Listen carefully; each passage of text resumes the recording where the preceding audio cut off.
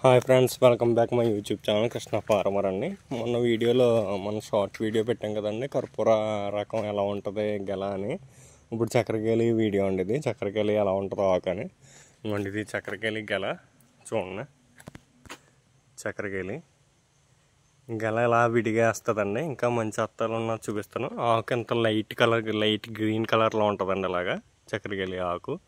అదైతే కర్పూర అయితే thick green కలర్లో ఉంటుంది. ఇంకోండి, గెల్ల అది దగ్గరగా వేస్తుంది. ఇదేమో దూరంగా వేస్తుంది అత్తాలో. అదైతే అత్తాలు దగ్గరగా వేస్తుందండి. చూడండి, ఇదిగో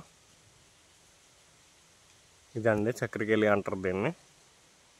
ఇలా ఉంటుందండి చక్కెరకేళి గెల. దీనికి ఇంచుమించు 6 అత్తాలు ఎంత ఉంటాయండి, అంతే అంతకుమించి.